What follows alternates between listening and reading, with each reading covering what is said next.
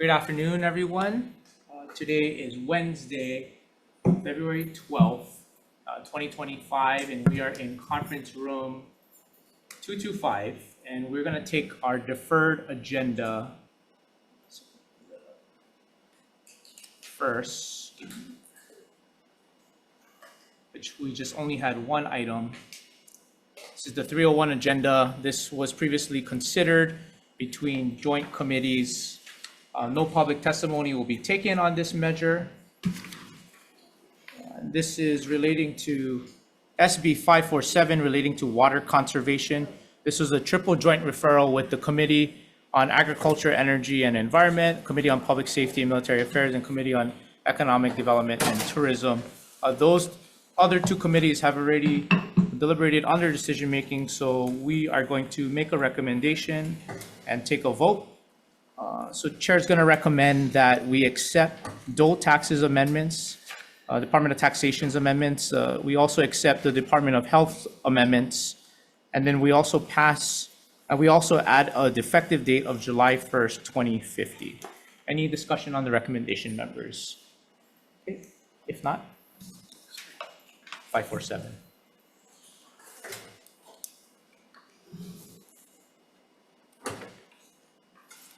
Okay, if not, Chair votes aye. Vice Chair for the vote. I vote yes. Senator Fukunaga is excused. Senator Rhodes. Aye. Senator Decort. Aye. Chair, your recommendation is adopted. Thank you so much. We will adjourn our 301 agenda.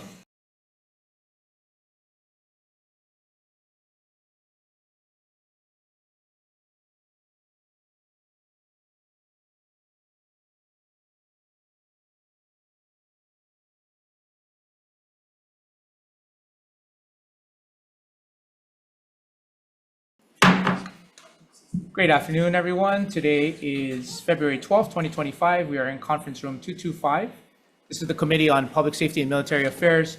This is our 3 p.m. agenda. This hearing is also being streamed on the Hawaii State Senate's YouTube channel. And just a few housekeeping announcements. In the unlikely case of technical failures, this meeting will reconvene here in conference room 225 later today.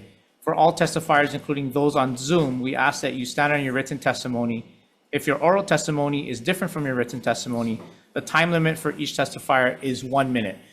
For those that have submitted testimony, we do have your written testimony, and I note that those that have signed up, if you can just also, we ask that you stand on your written comments, but if you'd like to speak, we certainly welcome that, but your time limit is 1 minute. The content, including the hearing notice, copies of the bills, and testimony can be found on the legislature's website. And if time permits, decision-making will occur after we hear from those offering testimonies. I just also want to mention that the committee did, take in testimony. We did post this last week.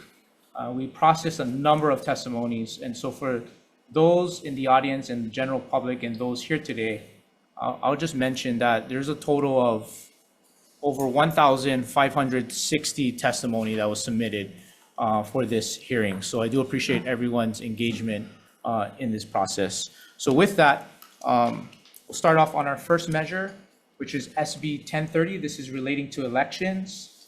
This specifies that the practice of election fraud intimidation includes carrying any firearm or weapon at or near a voter service center, place of deposit, or polling place. First up on our list is for testifying for Brady, Hawai'i, Deborah Neiman. I stand by my Okay, in support? in support. In support, thank you, Deborah. Jamie Detweiler on Zoom, in opposition. Chairs, vice chairs, thank you very much for this opportunity to testify. We are in strong opposition. Hawaii Republican women are in strong opposition to SB 1030. It duplicates already existing sensitive places law, and at the same time unlawfully re-extends it to certain public places that have been successfully challenged in court. Ballot drop boxes are in public parks. This was adjudicated in August 2023 in Wolford versus Lopez. So it's a duplication. Also, any infringement on our Second Amendment rights is an offense to our constitutional rights. Thank you for this opportunity to testify. Thank you. Michael Rice on Zoom in opposition. Not present on Zoom, Chair. Okay, thank you. Alice Abilanida, in opposition in person? Yes, please come forward.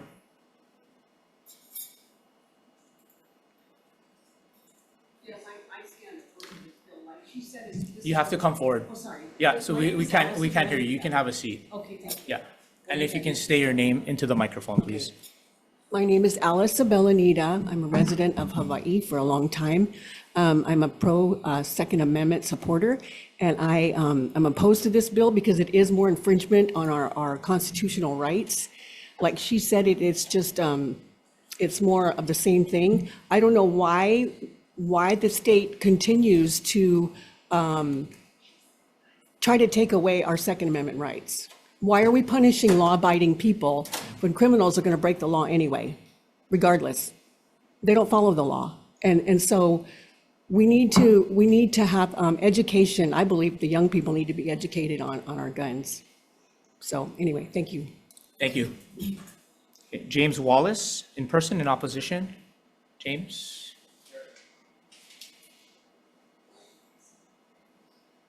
After James is Jennifer Kabujan, in opposition on Zoom.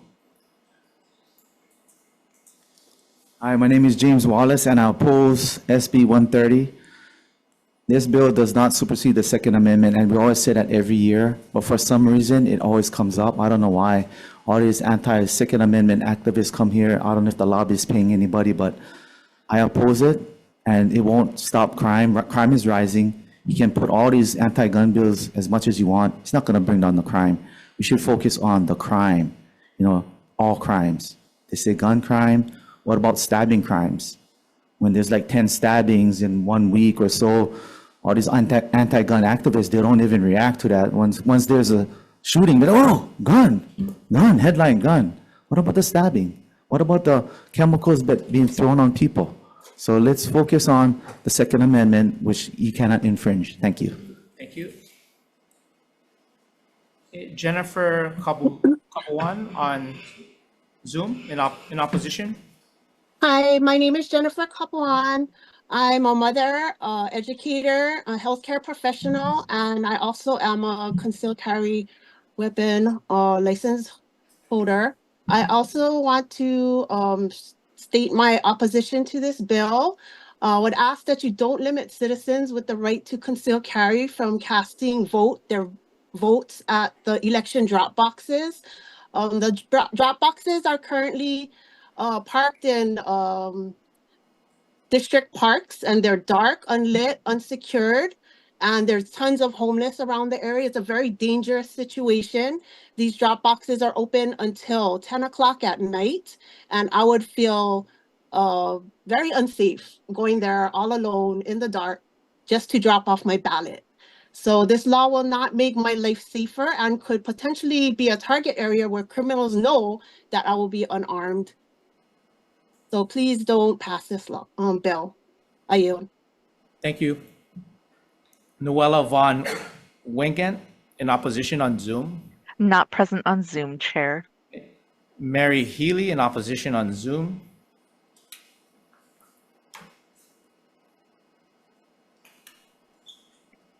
Hi, thank you for hearing my testimony. The Second Amendment of the United States Constitution guarantees the right. If you can please identify yourself, please, Mary. Oh, I'm sorry. My name is Mary Healy, and I'm a resident of the state of Hawaii. The Second Amendment of the United States Constitution guarantees the right of the people to keep and bear arms. This is essential for self-defense, the protection of property, and the preservation of individual liberties. SB 1030 restricts these principles and goes against the very founding of our nation. You all swore an oath to protect and to serve and defend the Constitution. This bill only will embolden criminals while penalizing lawful citizens. And I ask you all to vote no. Furthermore, the drop boxes are in unsecure locations, and to deem this part of election fraud, this does not equate to election fraud. People need to be able to defend themselves. And I Thank look you. Your forward time's to a up. day in Hawaii Thank you, Mary. when there is no drop boxes. Thank you. Okay, Andrew Namaki on Zoom.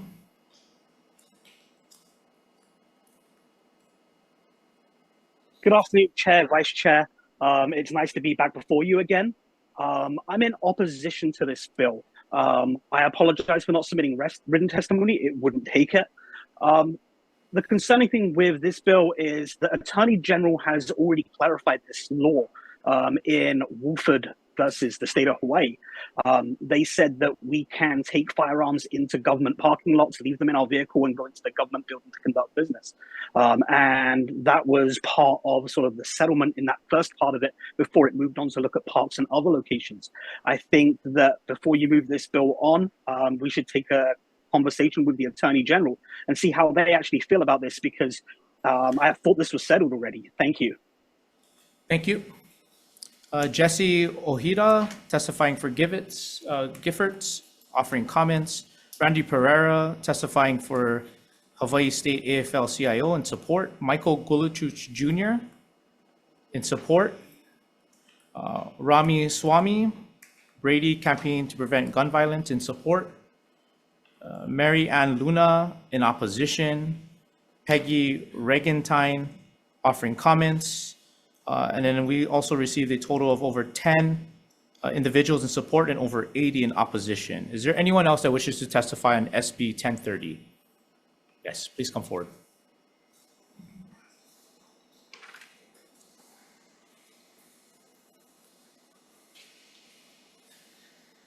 Aloha, Chair, committee members, Todd Yukutake. I provide comments. As far as bringing weapons near a polling center, if we have a CCW license, the gun is already concealed. No one's going to see it.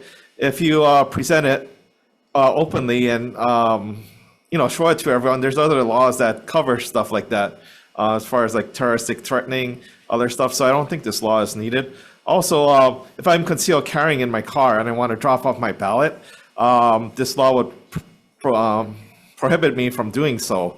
I can't just drive in, drop it off. I guess I'd be violating this law even if I was in my car. And please consider the distance. It doesn't say a distance, but if you make it like 1,000 feet or a half mile, that's a big area, surrounding a lot of different stores or other parts of the park I may use. So those are comments to provide. Thank you for your time. Thank you. Is there anyone else that wishes to testify on SB 1030?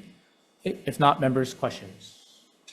Okay, we'll move on to our next bill, which is SB 308. This is relating to firearms. This expands the ban on pistols with a detachable magazine with over a 10-round capacity to any firearm with a detachable magazine with over a 10-round capacity. First up on our list, Director Mike Lambert. Thank you, Chair, Vice Chair, members of the committee. The DLE stands in strong support. This bill would allow consistency with the pistol ban, and it would be much easier for us to explain what the capacity limits are. I'll be available for questions. Thank you. Erica Yamauchi.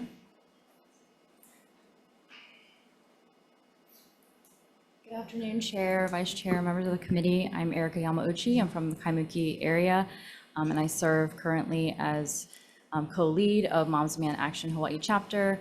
We have local groups on 3 different islands and more than 2,000 supporters throughout the islands. I also have 2 kids in our public schools, and I teach part-time at the University of Hawaii. And so these issues are very near and dear to me and my heart, and my family's safety.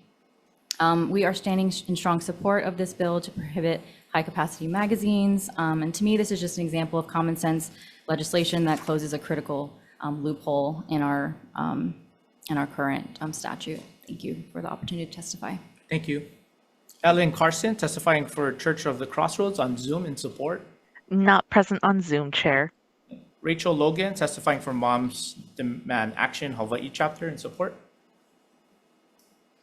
Aloha, my name is Rachel Logan. I'm the volunteer events lead for the Moms Demand Action Hawaii chapter.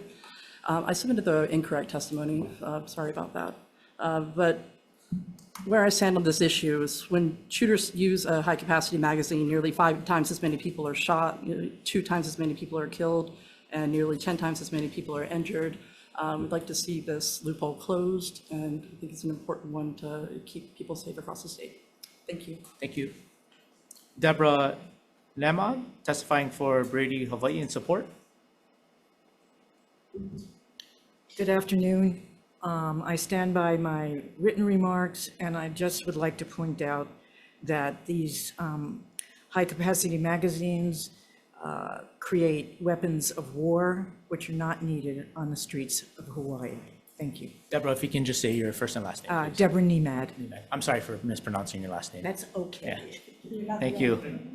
I'll make sure I'll get that right. Sarah Sumadi.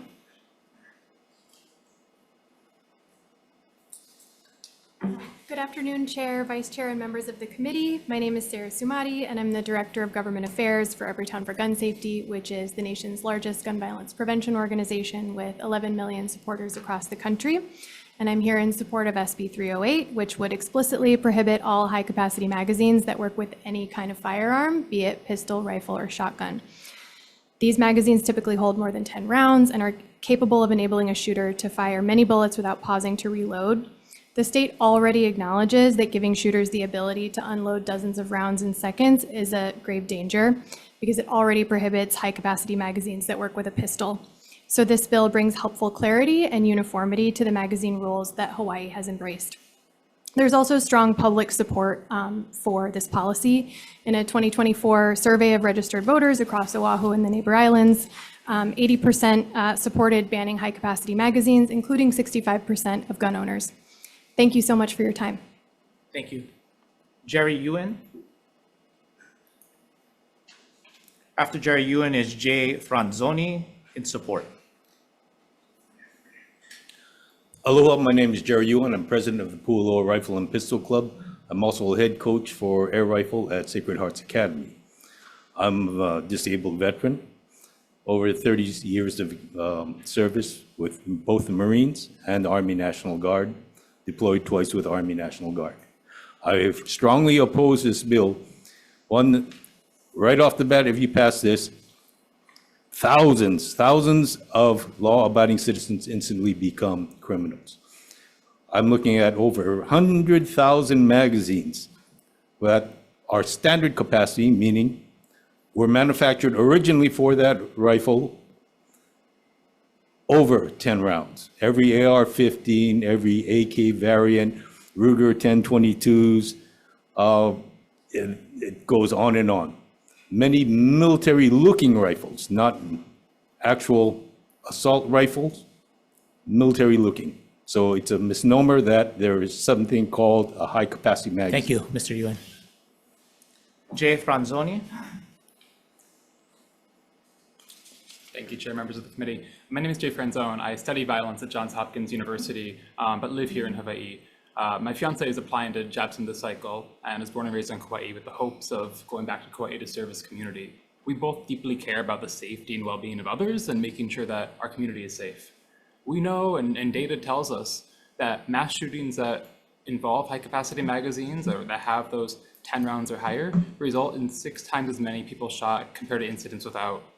And again, when more bullets are fired, it's really clear that more people die, more people are hurt.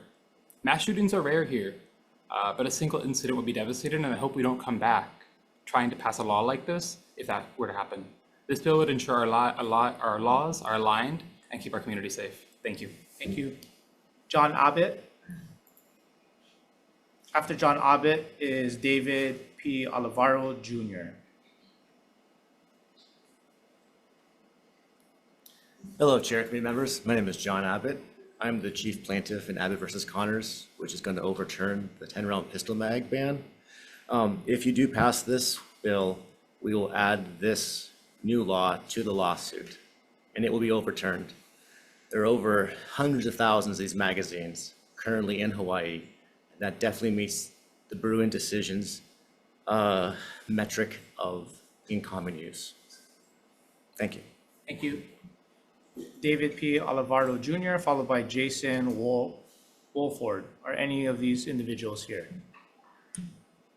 Both in opposition. James Wallace. After James Wallace is Todd Yokutake, both in opposition.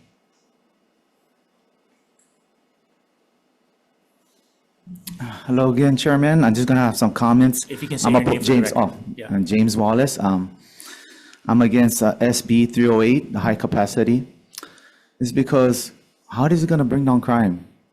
Like, this is another question. How are you guys going to confiscate everybody who has it? Like what they said, there's thousands on this island, right? How are you going to confiscate that? And it's only going to give the criminals advantage too. So for instance, if I'm a criminal and you're a house person, you're a housekeeper, and I break into your house, I'm going to carry my 30 round magazine, and you only can carry 10, right? That's a disadvantage for you. Turn it around. That's what I'm saying. This bill is going to give advantage to the criminals. They can carry 30 rounds, 50 rounds. They're going to come in the house and they say, you only can have 10, right? So I'm opposed to 308. Thank you. Thank you. Todd Yokutaki, followed by Jennifer Kabuan. Aloha, I'm Todd Yukutake. I oppose this bill. Per the Bruin decision, reaffirming Second Amendment rights, to see if a law is constitutional, it has to look at the history back to the founding of this nation. Back at the founding, we had the War of Independence. We had the militia, unorganized militia, that had to use their own weapons in the war. And that's, probably one of the main reasons for having a Second Amendment is because of that. And that carries over to, rifles that we have today. I mean, a lot of people say, Second Amendment only covers muskets, but, if that was true, First Amendment would cover the internet, right? So Second Amendment was made, back in history to cover things like that, even to this day. Mahalo. Thank you. I oppose this bill. Jennifer Kabuan on Zoom in opposition.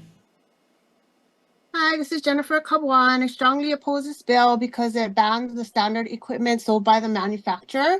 I was looking at a firearm last night and the standard magazine holds 21 rounds. So this would limit my ability to purchase many type of competition and self-defense style firearms. This bill will also create an unnecessary law that does not make me feel safer, but less safe. Take into consideration, what if I'm in a situation where I need to defend myself against multiple people, maybe a gang, maybe if people want to mob me and rape me, whatever. I would prefer to have a higher capacity magazine in order to escape with my life. I currently have a taser, but it only has one shot. So if there are multiple attackers, what am I going to do? I'd rather have a firearm for self-defense with a higher capacity magazine. I yield. Thank you. Tasmin Roy, followed by Andrew Namaki Roberts.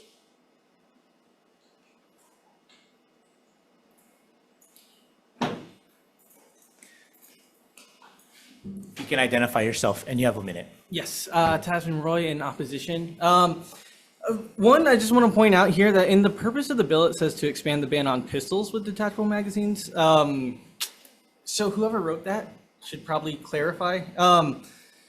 The other thing I would say is, for Mr. Rhodes, you continue to introduce bills like this, and every time we tell you these bills infringe on the Second Amendment, and I understand we're not here to ask questions, but I would like you to clarify how a bill such as this that bans the use of arms doesn't infringe on the individual's right to keep and bear arms. That's all I had to say on this one. Okay, thank you. Thank you. Andrew Namaki Roberts on Zoom in opposition. Good afternoon, Chair, Vice Chair. My name is Andrew Namiki Roberts. I am in opposition to this bill. Looking at the testimony today, there's over 500 pages. More than 400 of those pages are in opposition to this bill. I have two magazines here. One is a 30-round magazine and the other is a 10-round magazine. How do you tell the difference? How is law enforcement able to enforce this law? I own over 300 of these magazines. What's going to happen when this law is passed? I am a law-abiding person. I do not commit crimes. If you make a law saying felons can't own guns, can't own magazines, but yet they still run around with them, it's going to have no ongoing effect. Additionally, when we're looking at mass shootings, California has a 10-round magazine ban on rifles and pistols, but yet they have almost double the amount of shootings than every other state. the sort of misnomer that this law will stop mass shootings or make less people get shot in them it's a fallacy. There's no study that actually shows that. It only looks at the aftermath. Thank you. Thank you. Michael Rice, in opposition on Zoom. Not present on Zoom, Chair. Okay, thank you. Marvin Pascual, in opposition on Zoom. Also not present on Zoom, Chair. Mary Healy, in opposition. Hi, thank you for hearing my testimony. I'm in opposition to this bill because it infringes on the Second Amendment. Behind every blade of grass in the United States, there's a firearm, and that has intrinsically protected this country. And I think that it's wrong to infringe on collectors and competition and individuals' right to own any magazine. I understand that school shootings and shootings in general are a concern to many people in the public, but law-abiding citizens aren't the people to come after. It's the individual who needs therapy and guidance and counseling. And, you know, guns don't kill people, ammunition don't kill people. Those individuals are the killers of these people. And I have compassion for everyone here who came and spoke about mass shootings. But Hawaii has never had a mass shooting that involves these capacities. So for that reason, I stand in opposition. I hope all of you understand that Thank you, Mary. having guns in our country protect us. Thank you. Thank you. Noella Von Wigan, in opposition. Not present on Zoom, Chair. Okay, thank you. And then the following folks, Keldon Walgen from the Prosecuting Attorney's Office from the Hawaii County Office, offering comments. Christopher Thomas, testifying for Gaffert's Gun Owners for Safety and Support. Augustin Cabrera, testifying for Giffords in support. Rami Swami, testifying for Brady Campaign to Prevent Gun Violence in support. Amy Agbayani, testifying for Hawaii Friends of Civil Rights in support. Eric Akiyama, in opposition for the Hawaii Rifle Association. Mary Ann Luna, President and Founder for SDM Training Group, Bulls and Bullets, in opposition. Abra Green for the Libertarian Party of Hawaii, in opposition. Dale Hayama for Young Guns, in opposition. Glennon T. Gingle, board member for the Hawaii Rifle Association, in opposition. And we received a total of over 40 in support and over 400 in opposition. That completes our list of registered testifiers. Is there anyone else that wishes to testify on SB 308? Yes. Please come forward. Thank you. Thank you, Chairman. My name is Gina Witten. I live in Kaka'ako. I've lived on the North Shore for over 20 years, and I've seen an increase in the presence of guns in the North Shore in particular, and in Hawaii. I've also lived in Colorado. I have friends who lost children in a mass shooting at the Aurora Theater. I'm well aware of Columbine and other mass shootings. I've also lived in Texas, where we've had the shooting in El Paso and Uvalde, and I've seen the trauma mentally of the community who is aware of these things. In Colorado, I have friends, the children are afraid to go to school, and the children are having nightmares because they face this. As far as Second Amendment rights to carry these guns, I do not think that overrules our right to life, liberty, and pursuit of happiness. We have a right to live safely. When I'm in Texas, I look around public buildings. How can I get out? Where do I hide? When I come to Hawaii, I'm relieved and I feel safe. Thank you, Gina.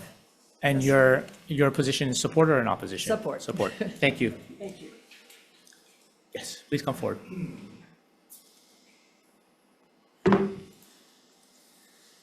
Aloha, Chair, Vice Chair, members of the committee. Chris Marvin. I stand on my written testimony. I want to offer comments. I live in Nu'uanu. I testified as an individual, but I also represent Vote Vets, which is the leading national progressive or veteran organization. They have identified Hawaii as a state that they need to work on to improve our gun laws, specifically related to high-capacity magazines, assault weapons, 50 cals.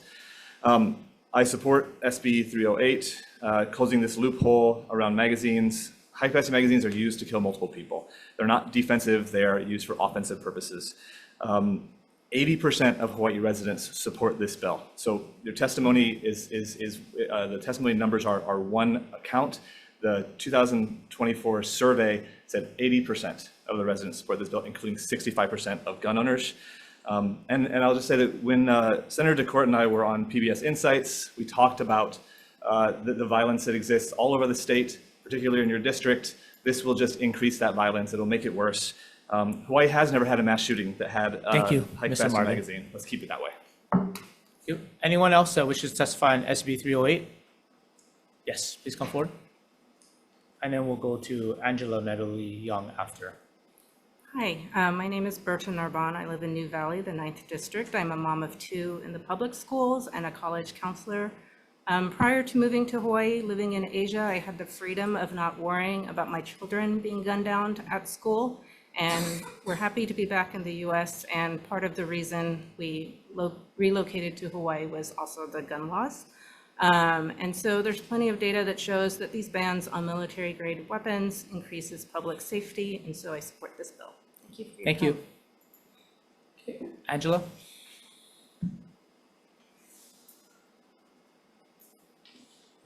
Aloha, Angela Melody Young, testifying in support of the ban to restrict access to high-capacity firearms on behalf of Neighborhood Security Watch from Kapalama. I'm a safety coordinator where we activate training in the community.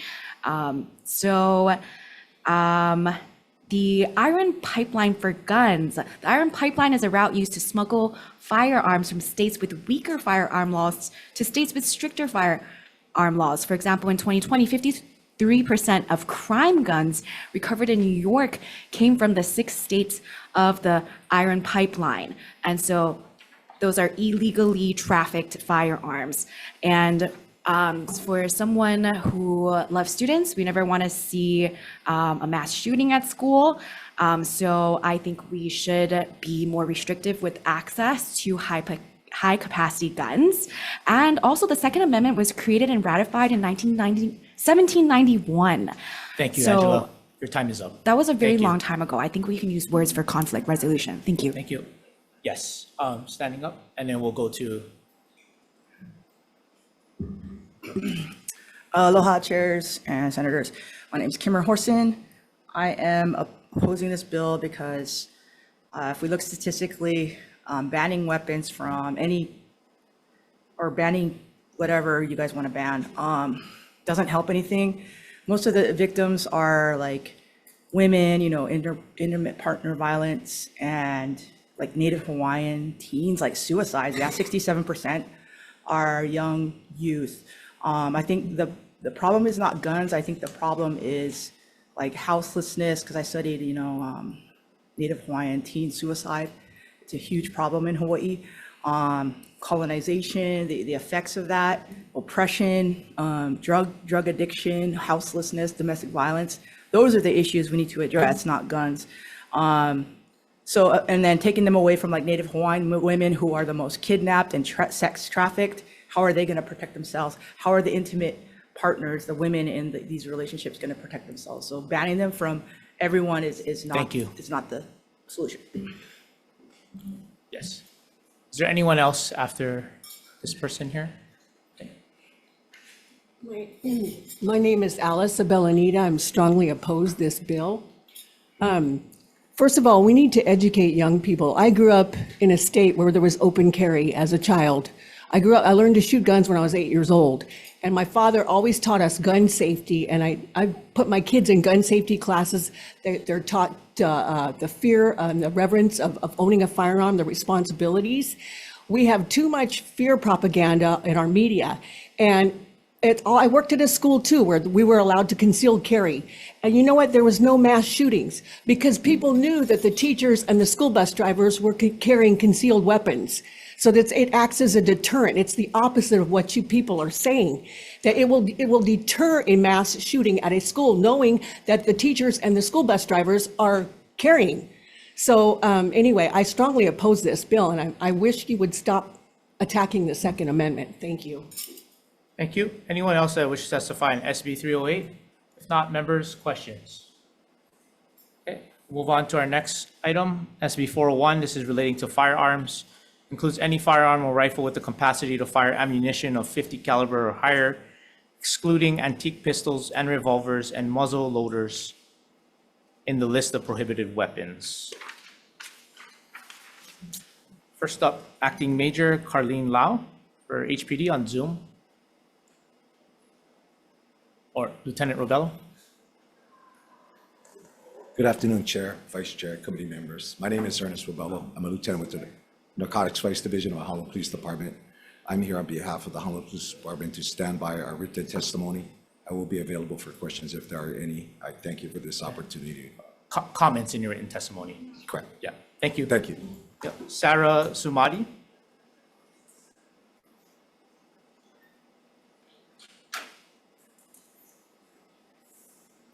My name is Sarah Sumadi, and I'm the Director of Government Affairs at Everytown for Gun Safety. Senate Bill 401 would prohibit a specific type of military-grade weapon, firearms that are capable of firing 50 caliber or greater ammunition. Such rifles were designed for military sniper use and have the capability of piercing an armored vehicle from a distance of over a mile away. We believe the state should prohibit the sale of all assault weapons in Hawaii, including military-style semi-automatic rifles like the AR-15, which have been used in 9 out of the 10 deadliest mass shootings. But we also support efforts to ensure that these types of exceedingly dangerous weapons covered in Senate Bill 401 are not available for civilian ownership. Thank you for your time, and please support this legislation. Thank you. Jerry Yuen, followed by Michael Rice.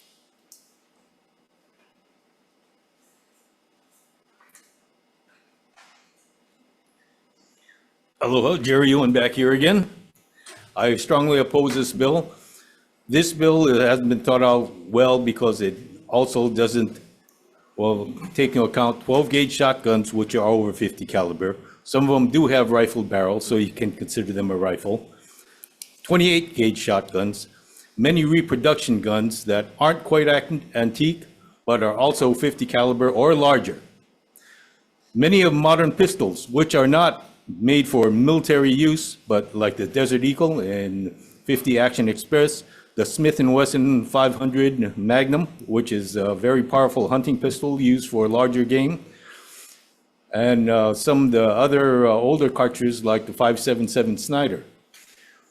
50 caliber rifles have never been a problem in the state of Hawaii. No crime has been done with it. Nor I don't think it will be, because a rifle in 50 caliber is over 20 pounds.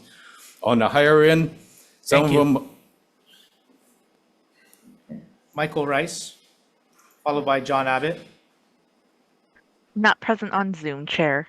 Thank you, IT. John Abbott, followed by David P. Alvarado Jr.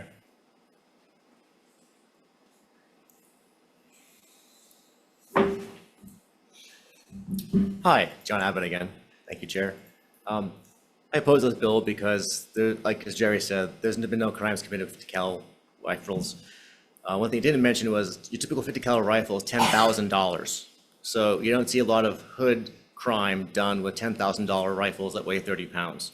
This is a completely superfluous, unnecessary bill that criminalizes lawful civilians who have these rifles. And again, they're in common use. There's way more than 50,000 of these nationwide. And I would ask my senator, Carol Fukunaga, to please vote no on all these bills. She does a great job. So anyway, thank you. Thank you. David P. Alvarado Jr., followed by Jason Wolford. Okay. Jason Wolford on Zoom. Not present on Zoom, Chair. Thank you. James Wallace, followed by Marvin Pascual.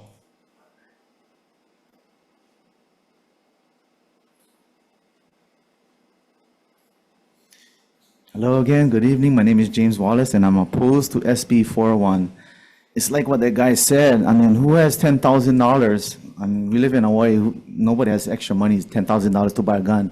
That's what shoots the 50 caliber. And how much crime this year was used with a 50 caliber? You guys know? I know there's a lot of crime with a knife. You know, why don't we make knife laws? You know, 50 caliber, that's a bill. They bring it out every year. They always, it's like mud. they fly it on the wall and see what sticks. That's not gonna stick. I mean, just cancel that bill. Thank you. Thank you. Marvin Pasquale, followed by Todd Yokutaki. Not present on Zoom, Chair. Thank you. Todd Yokutaki, followed by Roy Tasman.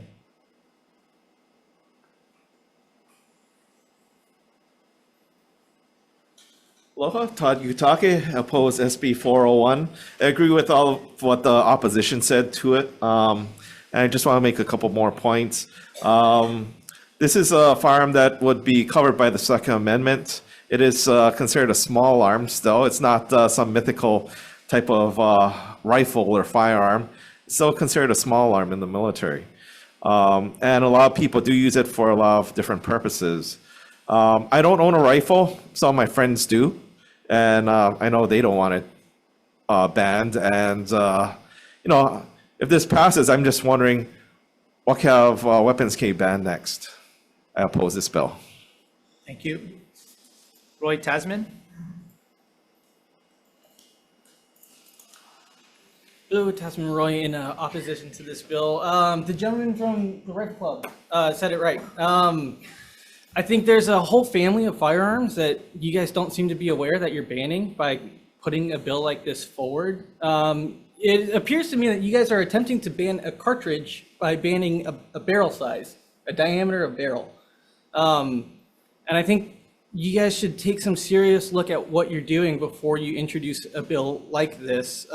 Rhodes and Wakai in general, gentlemen, I would ask you to double check this, at least go back to the firearms community and find out what you're doing before you guys put a bill like this forth. Because again, I would like you guys to clarify how you can ban an entire family of firearms without infringing on the Second Amendment rights of American citizens. That's all I have. Thank you. Thank you. Andrew Namaki Roberts on Zoom in opposition. Chair, Vice Chair Andrew Namiki Roberts, I am in opposition to this bill. It's nice to see the language in the preamble changed. We're no longer talking about shooting down aircraft. That was in the last, I think, 4 versions of this bill that have been introduced year after year.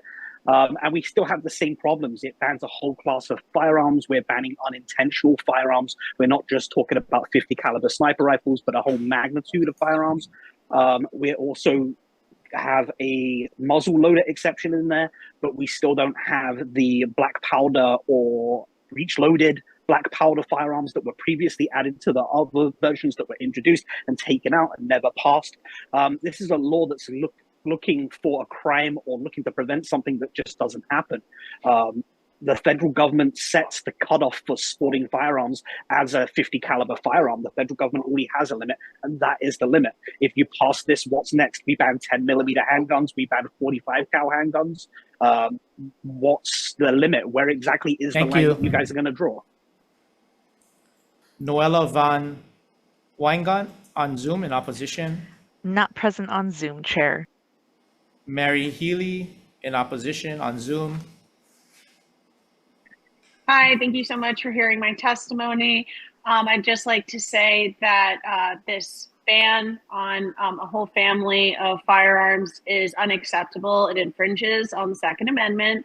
And not only that, but the United States is the most freest and most exceptional place to live on earth because the citizens of our country have the ability to protect themselves. And as a earlier testifier said about the Second Amendment earlier, yes, the Second Amendment was written a long time ago, but America's only going to be turning 250 years old this year. So we want to continue to keep America safe. And the number one way we can ensure that is by having our citizens have the ability to keep and bear arms. So for that reason, I hope that all of you vote no on this bill.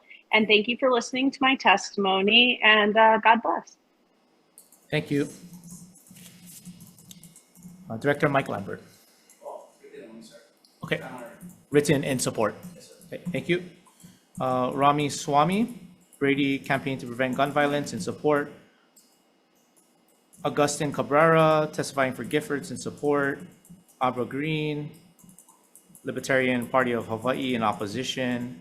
Mary Ann Luna in opposition, Eric Akiyama, Hawaii Rifle Association in opposition, Del Hayama for Young Guns in opposition, Craig Kashiwai for Red Letter Industries in opposition, Glennon T. Gingle for the Hawaii Rifle Association as a board member in opposition, and we received 5 in support and over 360 in opposition. Is there anyone else that wishes to testify in SB 401?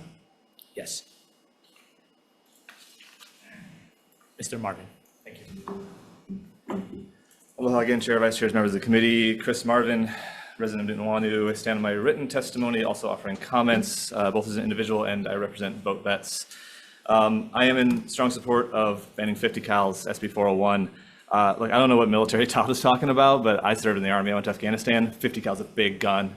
And I've seen what it can do to vehicles. I've seen what it can do to buildings, let alone to a human being. I'm actually kind of shocked. I thought a lot of the opposition folks had some common sense, but the idea that we're here talking about that we might need 50 cals is honestly insane. We need to ban 50 cals, but we also need to include it in a more comprehensive loophole closure of our assault weapons ban to include military-style semi-automatics. There's just no reason why these should be on Hawaii streets. They are heavy, they are expensive, they are not in common use. This should be a slam dunk. Thank you for allowing me to testify. Thank you, Mr. Marvin. Do you have Jennifer Kabuan on Zoom?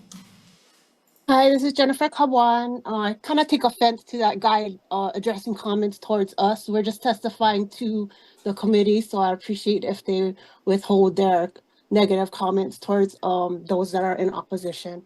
I oppose this bill because the criminals will not follow this bill.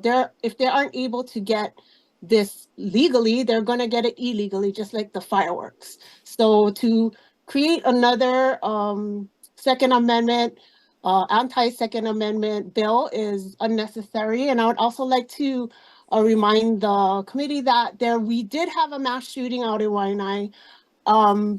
3 women were shot. There was a mass shooter that attacked a family party of a neighbor and tried to explode some gas barrels before coming in and killing 3 innocent women that were attending the party with an illegal gun.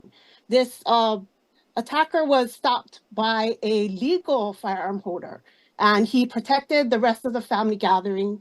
And I would just encourage you guys to just oppose this kind of bills that would just Thank you so much. encourage the criminal activity. Okay.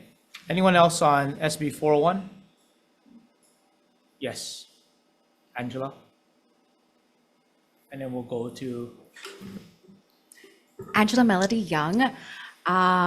So still in support of restricted access to firearms as a safety coordinator from Kapalama Neighborhood Security Watch, a grassroots movement of the Honolulu Police Department.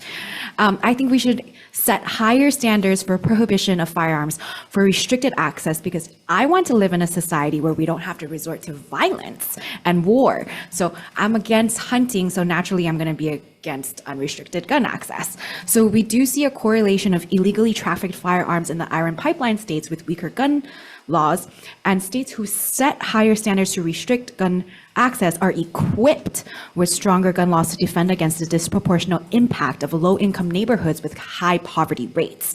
So we should crack down on gun safety. And yet, perhaps the government should also distribute funds quicker for more funding programs to help in this contemporary society where we don't have to resort to violence and war. Thank you. Thank you. Okay, we'll go to Gina next, followed by Alice.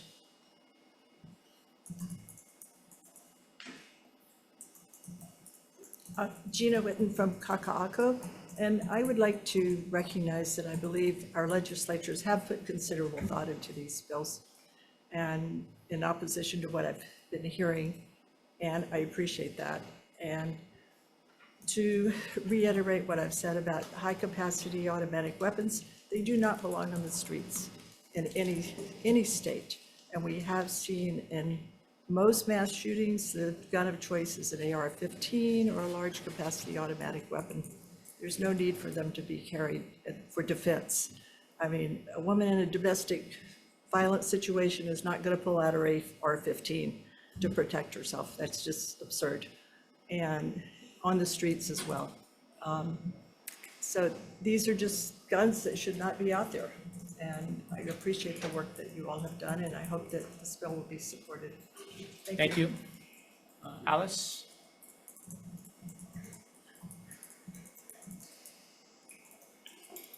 Thank you for letting me testify, Alice Abelanita.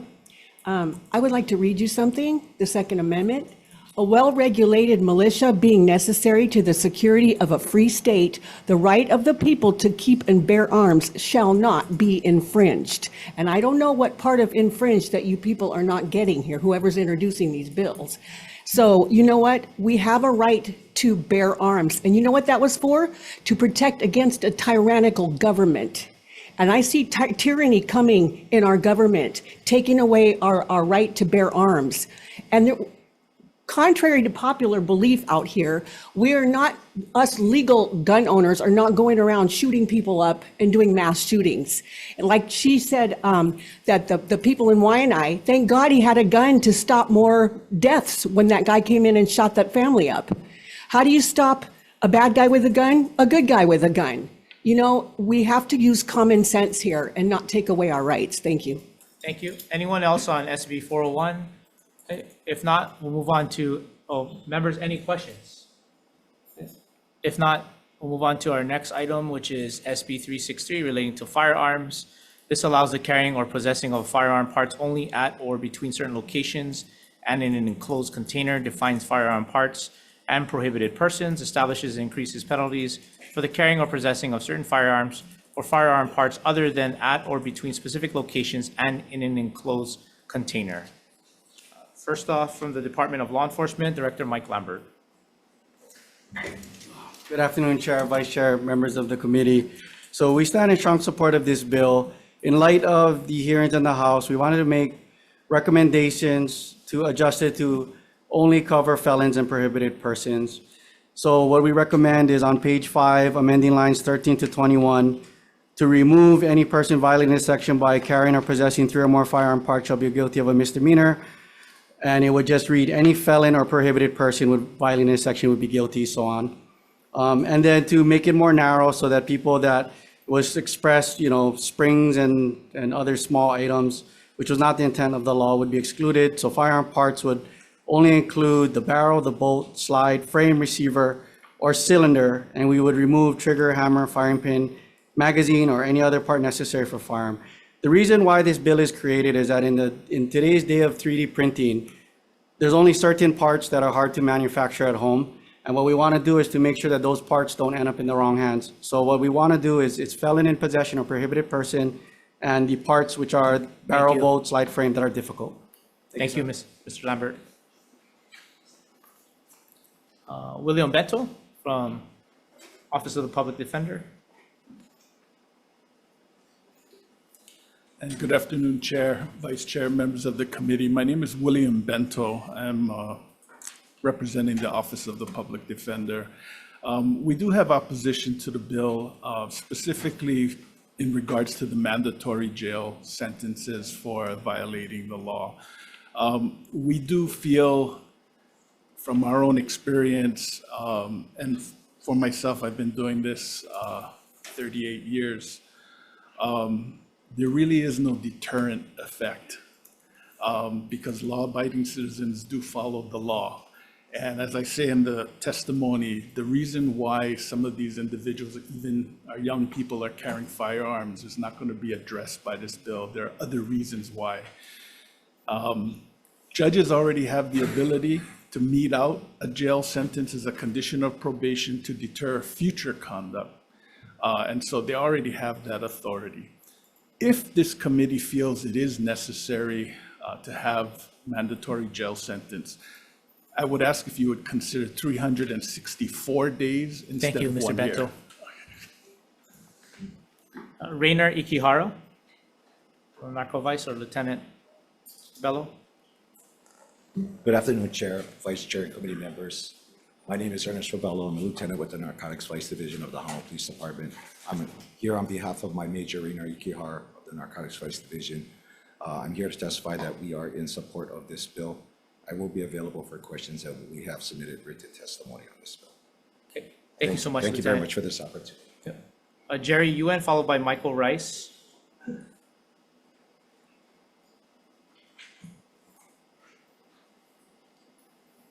Hello, I'm Jerry Ewan. I strongly oppose this bill.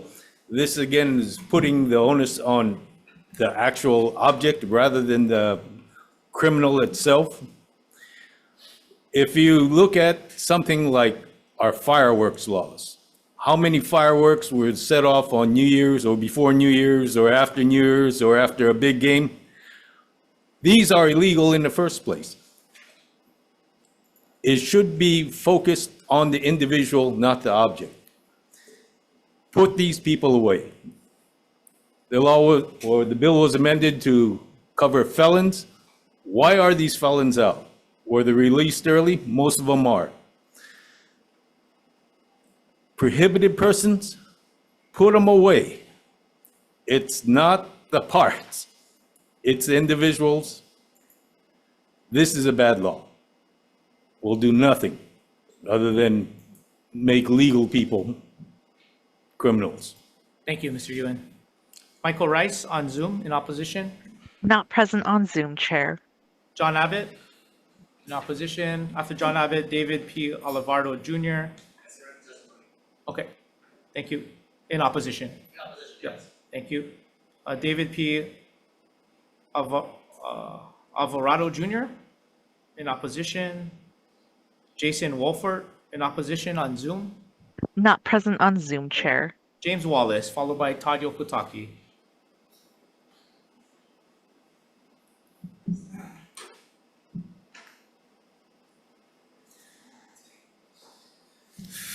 Good evening again. My name is James Wallace, and I'm opposed to SB 363. And this is like getting ridiculous already. So we want to ban guns. Well, let's ban magazines. Then let's ban the caliber. Now you guys going into parts. Like that's kind of like getting carried away already. Like common sense, like getting carried away. I mean, next thing is going to be the spring of the gun. There's going to be the anything, the little trigger of the gun. It's not the parts that kill the people, it's the people. Just put away the people. And just advice, we need more cops. You know, we have one cop, the last time I heard, there's one cop in Waianae, in a police station, in a $12 million station. Get cops, you know, get cops. If not, then we have to protect ourselves. And the SB 401, this SB 360 does not supersede the Second Amendment. Thank you. Thank you. Todd Yokotaki. Aloha, I'm Todd Yukitake. I oppose SB 363. I frequently buy firearm parts for my job, also for home. With this law, let's say I buy some parts at the gun store, I'd have to go home to drop it off through traffic and come back into town if I had things to do in town later that day, made dinner or whatever it is. So this would be very inconveniencing for me. I buy all kinds of things, springs, screws, triggers. Actually, I just broke a trigger. I had to buy a new one. Firing pins, etc. Also, just focus on the criminals. Just create laws enforcing things against criminals that don't affect law-abiding people like me. Mahalo. Thank you. Jennifer Kabuan on Zoom in opposition. Hi, this is Jennifer Cabuan again. I oppose this bill. The language is totally ambiguous. It doesn't specify specifically what parts. There are many parts to a firearm. Sometimes I like to change the slide because it's a different color, or something happens to it. Like I had a feeding issue with one of my magazines and I had to order an extender, which came in the mail. And when I'm carrying it around in my car with my magazine to take it to the shop, I'm not going to stop off at home. I have it in my car ready to go when I need to take it to somebody to help me fix it. So banning parts is kind of ridiculous. It turns innocent citizens into criminals. I understand you are trying to prevent illegal printing and the 3D printing issue, but the criminals are able to get firearms with no problem. They're not going to go out of their way to print it. I would suggest that we increase our HPD to focus on real criminals. Thank you so instead of much. non-citizens. Roy Tasman, in opposition.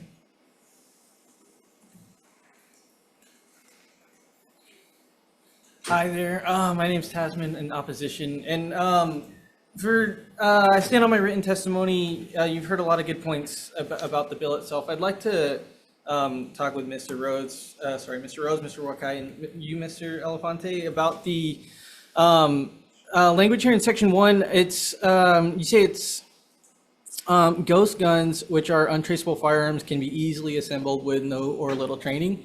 That's just not all guns can be assembled like that. I think we'll skip that one for now, for time. The other thing that you're saying here is that currently state and county law enforcement are unable to bring charges against individual in possession of a firearm that has been deconstructed, and that is simply just not true. The frame or the receiver is still a firearm, even if it doesn't have the functional parts to make it a firearm. Often individuals who are illegally carrying throughout the state are not merely protecting themselves, they are also committing a number of crimes. Well, no crap. People carry firearms illegal to do illegal stuff. Thank you, Mr. Tasman. Thank you. Okay, Andrew Namaki Roberts on Zoom in opposition. Good afternoon, Chair, Vice Chair.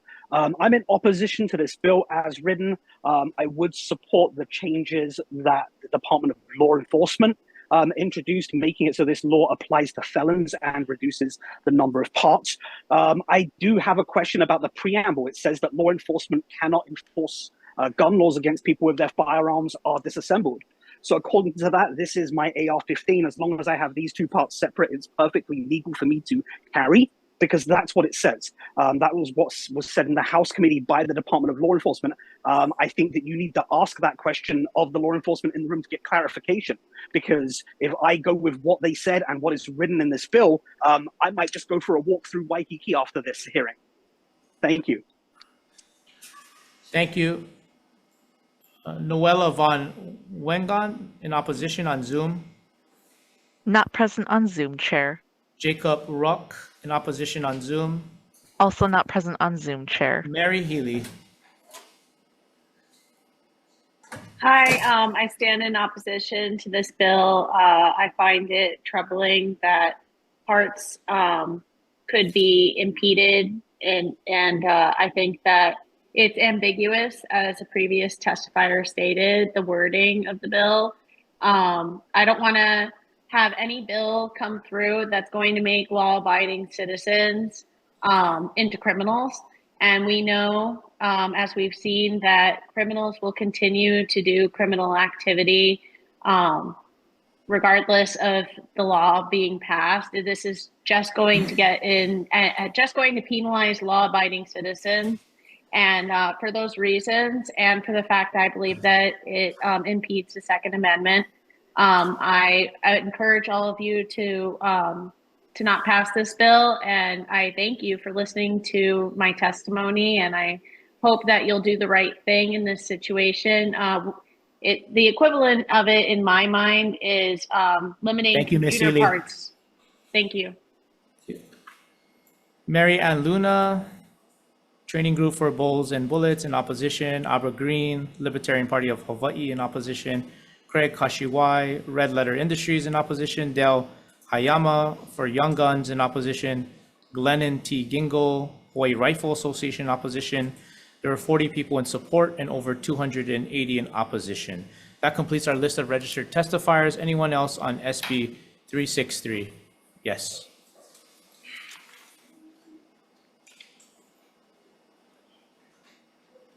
Aloha, chairs and senators. My name is Kimmer Horson.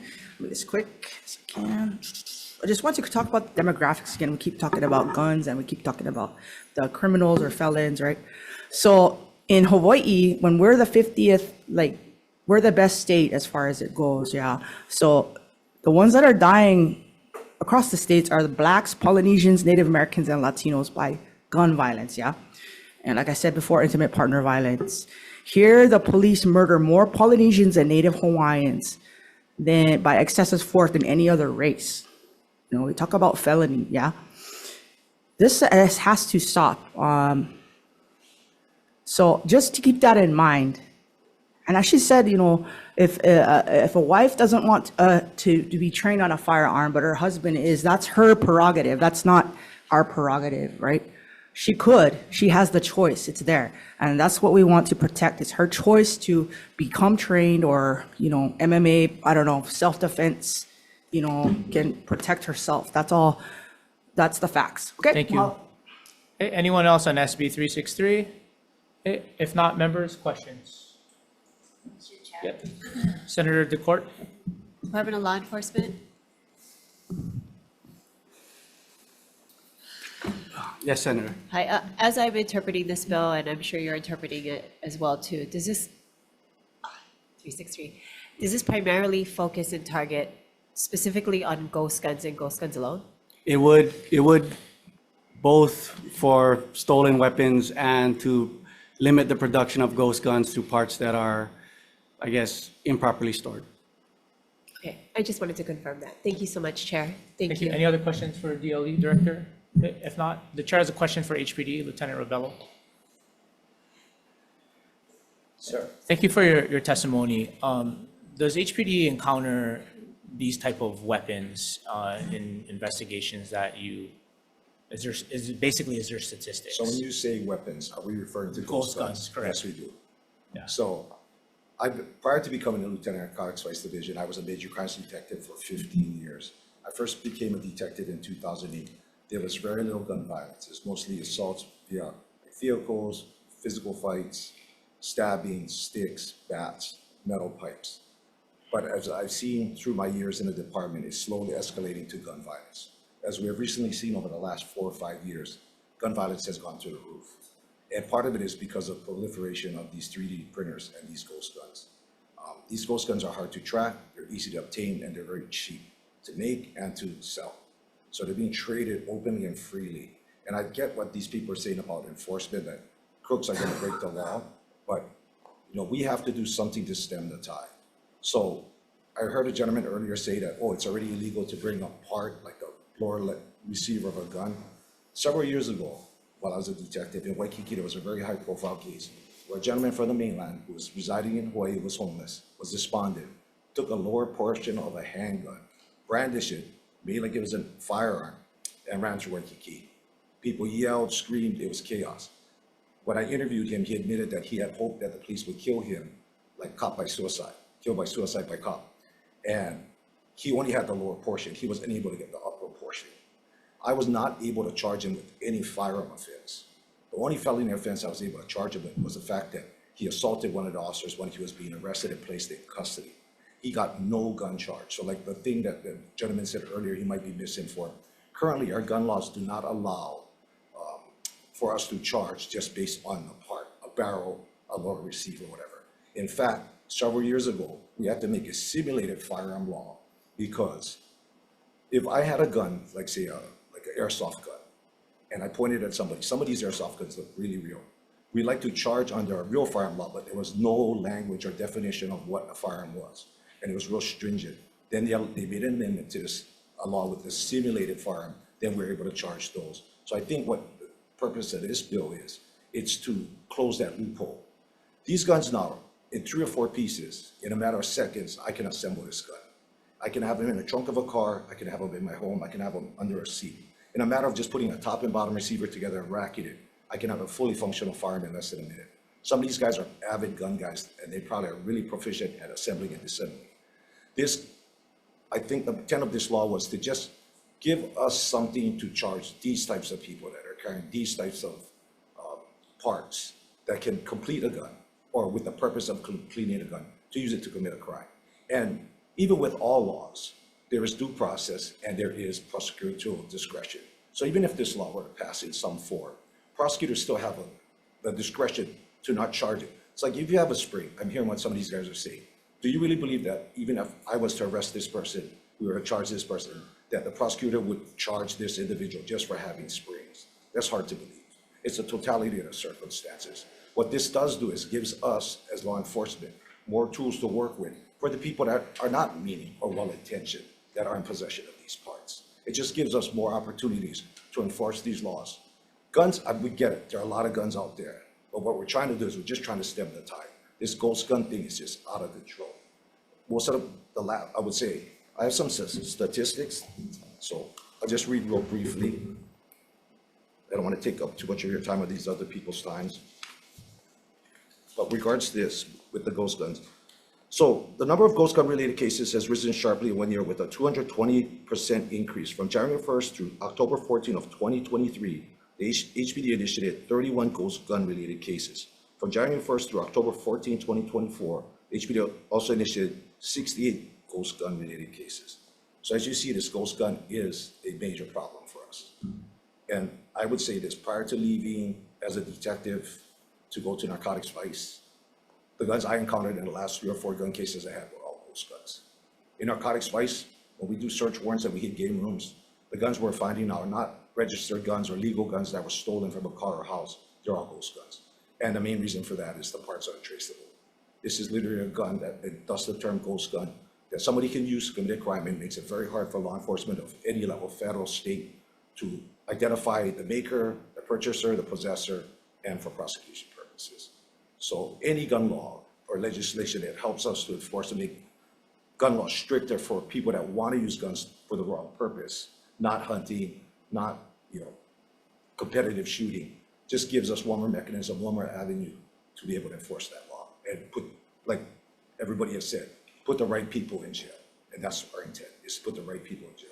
Discourage people from using these types of weapons on innocent people.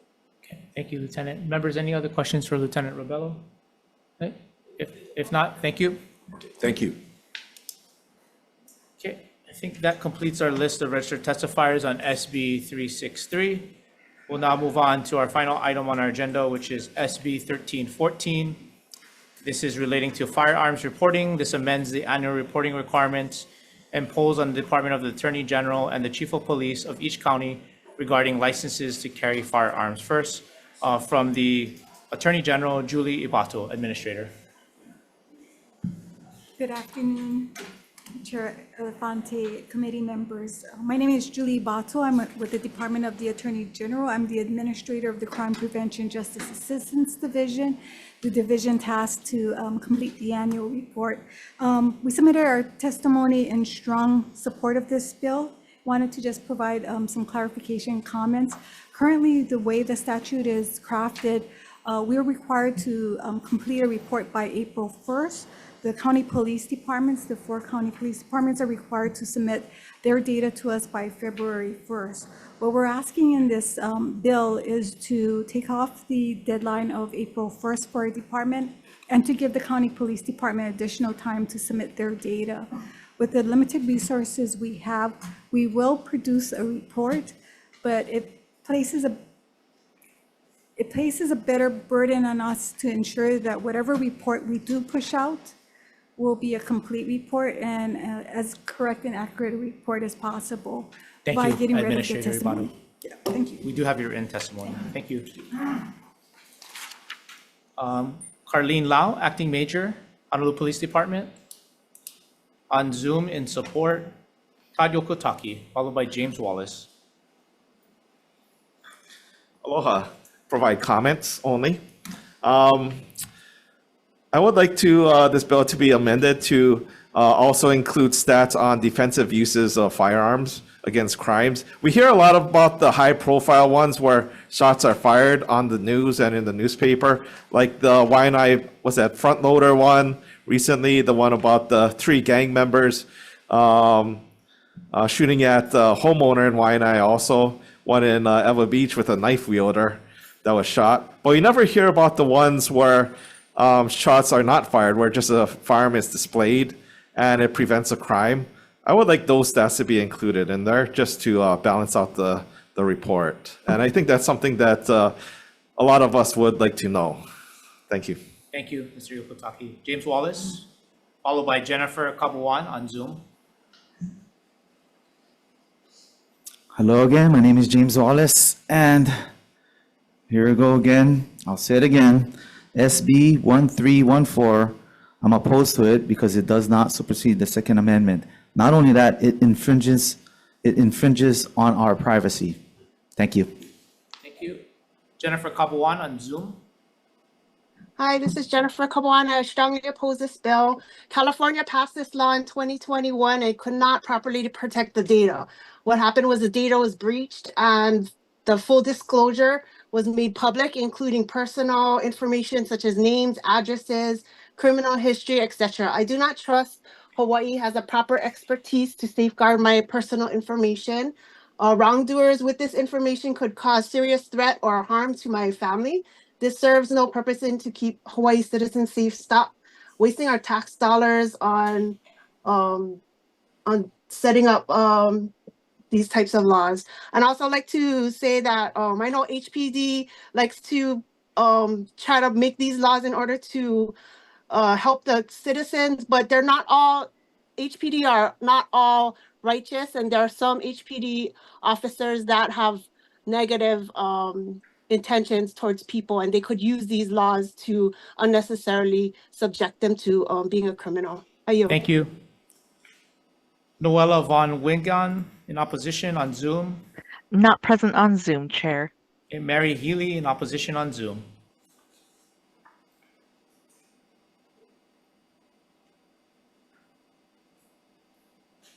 Testimony. Hi, I'm so sorry, Mary Healy. I thank you so much for hearing my testimony. I stand in opposition to this bill. I also worry about people's personal data and abuse that could occur if this bill is passed. I also believe that I stand with others that this is an infringement on our personal data. And I just think that at the end of the day, we don't want to allow our government the ability to put us in danger. So for those reasons, I stand in opposition to this bill, and I thank you for hearing my testimony. Thank you. Ramya Swamy for Brady, Campaign to Prevent Gun Violence and Support. Abra Green, Libertarian Party of Hawaii in opposition.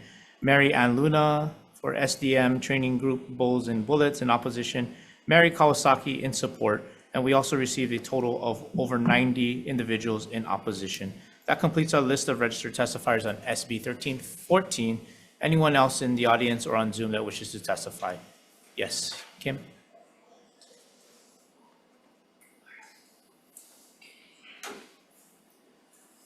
Okay, my name is Kimmer Horson, chairs and senators. Essentially, my conclusion is that police are understaffed in Hawaii. That's the issue. There were only 25 murders in Hawaii, which I know there shouldn't be any at all, but like I said, there's suicide and there's partner violence, domestic violence that covers those. And what the officer was talking about, ghost guns, people have the right to carry. I'm sorry, it's just the way it is.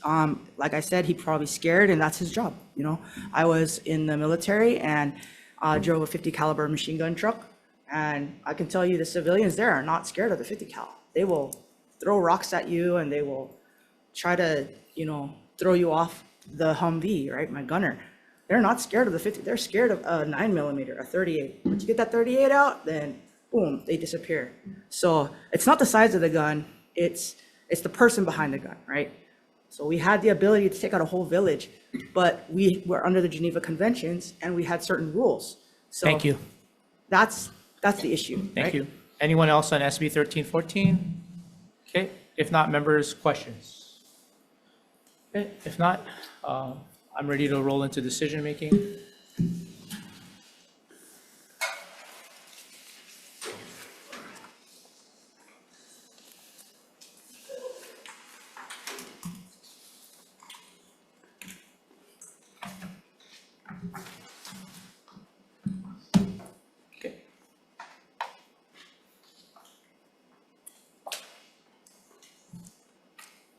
Okay, we're going into decision making. First up on our agenda is SB 1030. This is relating to elections. A recommendation here is to pass with amendments on page 3, line 14. We're going to fill in the blank amount of feet with the number 200 feet. This number is the electioneering radius around election polling sites that was provided by the Office of Elections, and then any technical amendments. Any discussion? If not, Vice Chair, Chair votes aye. I vote yes. Senator Fukunaga. Aye. Senator Rhodes. Aye. Senator Decort. No. Chair, your recommendation is adopted. Thank you. Next up on our agenda is SB 308. This is relating to firearms. Recommendation is to pass with amendments. We're going to delete the findings and purpose section on page 1, lines 1 to 4. Delete line 7 on page 1 that states, except as provided in section 134-11. We're going to change the effective date to January 1st, 2026, and any technical amendments. Any discussion?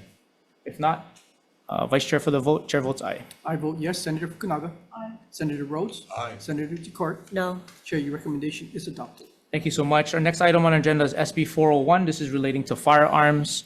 Recommendations to pass with amendments. We're going to delete the findings and purpose clause section on page 1, lines 1 to 12. We're going to change the effective date to January 1st, 2026, and any technical amendments. Any discussion? If not, Vice Chair for the vote, Chair votes aye. I vote yes. Senator Fukunaga. Aye. Senator Rhodes. Aye. Senator Decort. No. Chair, your recommendation is adopted. Thank you. Next up is SB 363. This is relating to firearms. Recommendation here is to pass with amendments. We're going to delete the findings and purpose section on page 1, line 1 through page 4, line 14. We're going to accept the Department of Law Enforcement's suggested amendments in their written testimony, any technical amendments, and in the committee report, we're going to include the statistics provided by the Honolulu Police Department's written testimony. Any discussion? Comment, Chair. Yes. I will be voting up on this only because as it sits right now, it is specifically targets ghost guns. So I will be voting in support. However, if later down the line through the final vote, anything changes, it opens it up and broadens to other firearms, I will be voting no. So thank you. Thank you. Okay. If not, Chair recommends we pass with amendments. SB 363. Chair votes aye. I vote yes. Senator Fukunaga. Aye. Senator Rhodes. Aye. Senator Decort. Aye. Chair, your recommendation is adopted. Thank you. And our last item on our agenda is SB 1314. This is relating to firearms reporting. Recommendation is to pass as is. Okay, any discussion? If not, Vice Chair for the vote, Chair votes aye. I vote yes. Senator Fukunaga. Aye. Senator Rhodes. Aye. Senator Decort. No. Chair, your recommendation is adopted. This concludes our agenda for today. We're adjourned.